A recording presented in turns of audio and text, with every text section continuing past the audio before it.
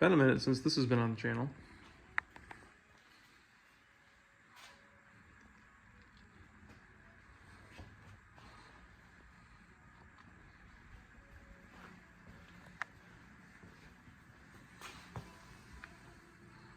What's going on down there, bud? You know, just putting rock lights together. We got Sparky under the truck doing all the wiring. He's got wheel lights installed. How many rock lights is going on it? 36. 36 rock lights. How many per wheel well? 3. 3? There's So 8 on each side of the cab, 8 under the bed, and then 3 each wheel well, and then he's got these rough country inner liners. This is probably the best way to do it when doing rock lights, because you don't have to drill through the tub for the bed here. But that is not the main reason we're here. We're here because we're putting the second transmission in this truck after the first one blew up on the dyno at the useless truck meet, but I think it was already on its way out. So this is a Dimitri Millard or a no zone diesel full billet unit. Was just refreshed. It's going in the truck. Just dressed it up with the transline fittings. One thing you want to be aware of when you're doing translines on the 5 speeds is, I believe 01 to 02 5 speeds have a smaller thread for the translines. As you can see over here, these are the ones that we pulled out of the old trans that blew up. This must have been for an 03 to 05 5-speed transmission. So these threads here are bigger than the ones on the 02 to 03, or my bad, 01 to 02. But they are still the exact same 5 speeds, same valve bodies, all that. So I believe in the last video that I filmed of this truck, I think he just got the frame back and it was in the middle of assembly. So the cab wasn't on it, the fenders weren't on it, the hood wasn't on it, and the motor was most definitely not in it. But the truck has since then, for at least 4 or 5 months now, been running and driving up until the trans got pulled back out. But this is a built bottom end. It's got, what, 250 overs or 200 overs? 200 overs, they're S&S. Okay, 200 over S&S injectors, a 12 millimeter Exergy CP3, and what is it, a 475 or a 476? 475. Okay, 475. Greg Turner. Yeah, Greg Turner, or a GT, whatever you want to call it, turbo.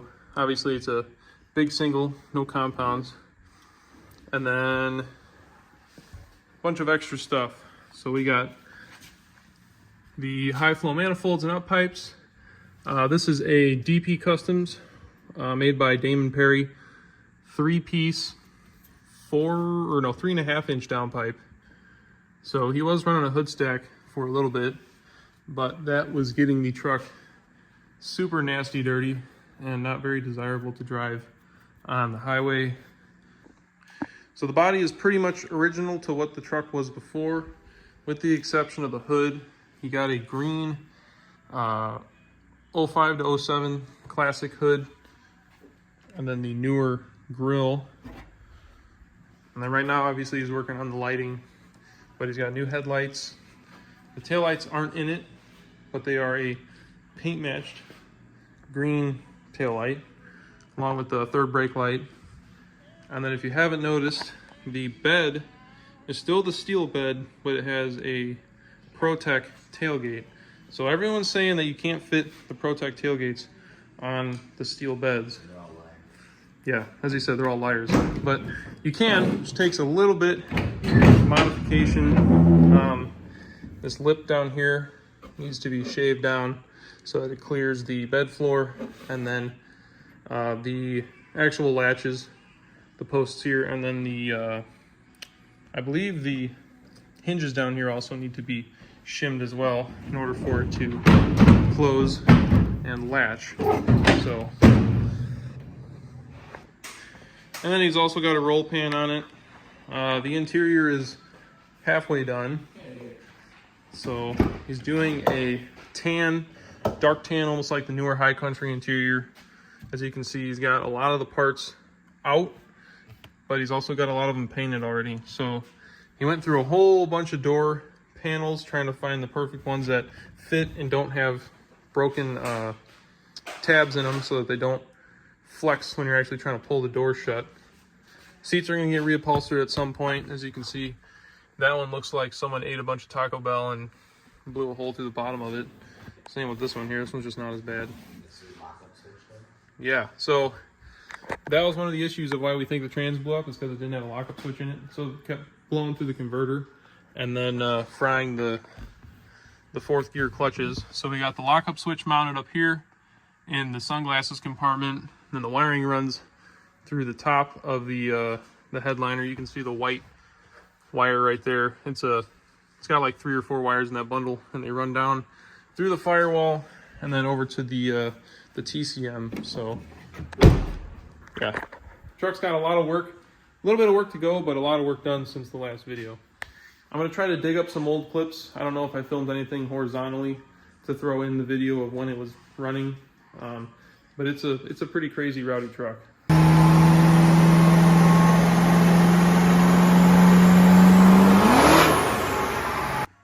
So as I said, the trans is ready to be put in. We got the torque converter over here, boxed up, got it back from Garin. It is a K converter, right? K converter with the extreme clutch upgrade in it. Still haven't opened it up yet.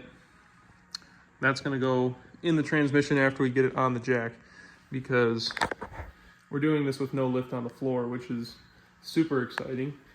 What is this, like the second or third time we've done this now with no lift? Yeah. Yeah, super. We're getting to be professionals at this. All right, so we got the trans up here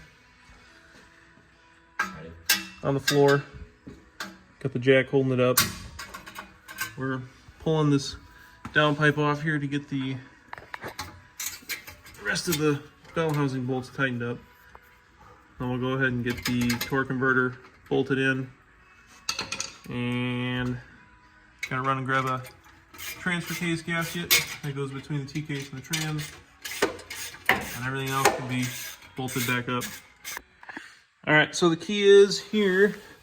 You rolled the jack underneath the transmission, threw the trans on the jack with a piece of wood, then threw the torque converter in it, got it all centered up so that it was balanced, and we could lift it up to the rear cover.